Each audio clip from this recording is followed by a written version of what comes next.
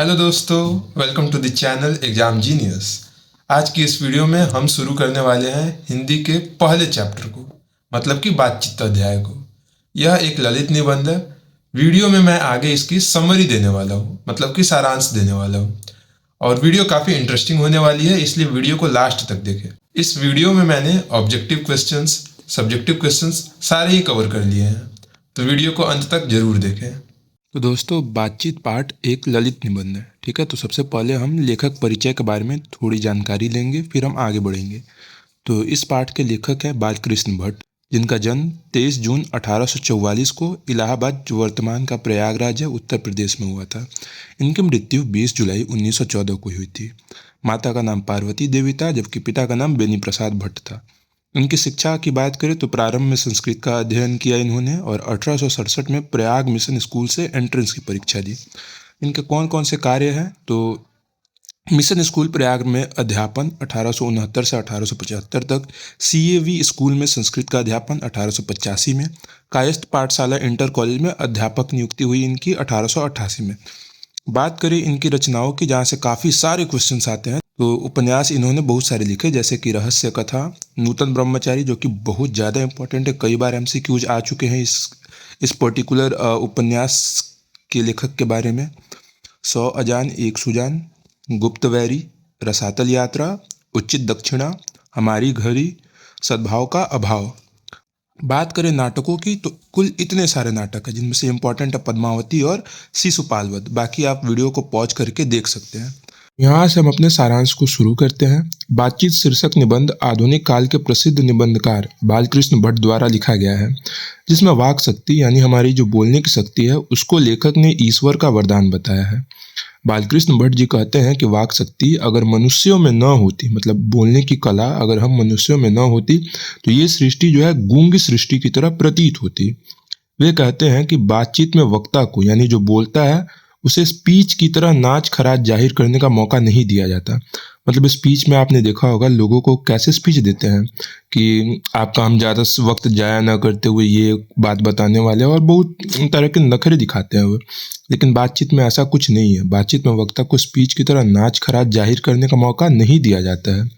वे कहते हैं जैसे आदमी को जिंदगी मज़ेदार बनाने के लिए खाने पीने, चलने फिरने इत्यादि की ज़रूरत है, वैसे ही बातचीत भी अति आवश्यक है। जैसे हमें हमारे जीवन को मज़ेदार बनाने के लिए, जैसे हम क्या करते हैं, खाना पीना खाते हैं, एक जगह से दूसरी जगह ट्रैवल करते हैं, उसी तरह बातचीत भी क्या है, हमारे लिए उतनी ही आवश्यक है। इससे चित्त मतलब हमारा मन हल्का होता है और स्वच्छ हो जाता है। और मवाद मतलब बहुत तरह के विचार हमारे मन में उमड़ते रहते हैं, तो बातचीत के जरिए हम जो अपने मन की बातों को दूसरे को बताते हैं, उसी को यहाँ मवाद बताया गया है। और मवाद जो हृदय में जमा रहता है, वह भाप बनकर उड़ जाता है। जैसे आपने फील किया होगा कि अगर आपके मन में कोई भी तरह की अगर सवाल उमड़ते रहते हैं, तो आप किसी से या फिर अपने किसी मतलब आप किसी करीबी से या फिर अपने दोस्तों से जब उसे शेयर करते हैं, तो आपका मन क्या हो जाता है, हल्का हो जाता है। बेन जॉनसन कहते हैं कि बोलने से ही मनुष्य के रूप का साक्षात्कार होता है। साक्षात्कार मतलब इंटरव्यू होता है। इंटरव्यू का मेन काम क्या है, आपकी पर्सनैलिटी कैसे है, आप कैसे इंसान है। वही बेन जॉनसन बोलते हैं कि अगर आप बातचीत करेंगे, तो लोग जो है आपके बातचीत की कला को देख करके आपका अंदाजा लगा लेंगे कि आप कैसे इंसान हैं। लेखक ने बातचीत के प्रकार को भी बताया है कि बातचीत कितने प्रकार के होते हैं। एडिसन मानते हैं कि असल बातचीत सिर्फ दो व्यक्तियों में हो सकता है। बातचीत का असल रूप कौन सा है, दो व्यक्तियों के बीच में सर्वोत्तम रूप है वो। अर्थात जब दो लोग होते हैं, तभी अपना दिल एक दूसरे के सामने खोल कर बातें करते हैं। आपने भी देखा होगा कि आपका जो बेस्ट फ्रेंड होता है, आप उससे बहुत ज़्यादा बातें अकेले में शेयर कर सकते हैं। लेकिन अगर आपके बेस्ट फ्रेंड के साथ कोई और एक दोस्त हो, तो आप उतने अच्छे से अपने मन के बातों को अपने बेस्ट फ्रेंड के सामने प्रकट नहीं कर पाते हैं। लेखक के अनुसार तीन लोगों के बीच की बात केवल फॉर्मेलिटी होती है, मतलब बस नाम के लिए बातचीत होती है, तीन लोगों या उससे ज़्यादा लोगों के बीच में। लेखक कहते हैं कि यूरोप के लोगों में बातचीत का हुनर है, जिसे आर्ट ऑफ कॉन्वर्सेशन कहा जाता है। इनके प्रसंग को सुन के कान को अत्यंत सुख मिलता है। मतलब कि यूरोप के जो लोग हैं, उन्हें बातचीत करने का सर्वोत्तम ज्ञान पता है। उनके बातचीत को सुन करके हमारे कान को जो है क्या मिलता है, अत्यंत सुख मिलता है। इसे सहृदय गोष्ठी भी कहा जाता है। यहाँ से भी प्रश्न आता है कि सहृदय गोष्ठी किसे कहा जाता है, तो आप इसे ध्यान देंगे। अंततः बालकृष्ण भट्ट कहते हैं कि हमें अपने अंदर ऐसी शक्ति पैदा करनी चाहिए जिससे हम अपने आप बातचीत कर ले, और बातचीत का यही उत्तम तरीका है, यानी कि हम खुद से ही बात कर ले और अपने मन के जो भी विचार है उनको प्रकट कर ले, और वही बातचीत का क्या सबसे उत्तम तरीका है। एंड यहाँ पे कुछ मैंने ऑब्जेक्टिव क्वेश्चंस ले रखे हैं, जिसको कि मैंने जब मैं पढ़ाई करा करता था तो उस टाइम मैंने ये नोट्स बनाए थे, तो आंसर तो मैंने टिक लगा दिए हैं। तो आप इस वीडियो को पॉज करके एक बार इसे रीड दे सकते हैं। मैं धीरे धीरे सभी ऑब्जेक्टिव क्वेश्चंस को यहाँ दिखा देता हूँ। इसके साथ ही अगर आप चाहें तो मैं टेलीग्राम चैनल पर भी इसका एक प्रॉपर PDF आपको शेयर कर दूंगा। अगर आपको चाहिए होगा तो कमेंट में ज़रूर बताइएगा। सो आप धीरे धीरे पॉज कर करके इन सभी क्वेश्चंस को पढ़ते जाएं।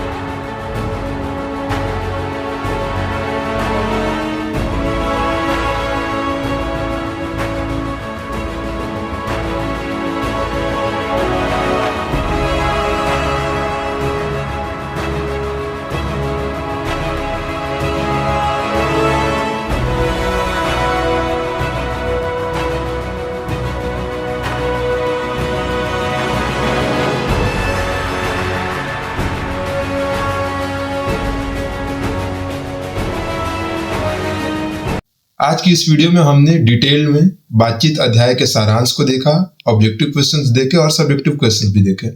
आने वाली वीडियो ऐसे ही चैप्टर नंबर 2, 3, 4 और ऐसे ही करते करते हम लोग हिंदी की पूरी जितने भी अध्याय हैं सभी को कवर करने की कोशिश करेंगे, और साथ में इंग्लिश की वीडियो भी बहुत जल्द आने वाली है, जिसके लिए आप हमारे चैनल को सब्सक्राइब करें, वीडियो को लाइक करें।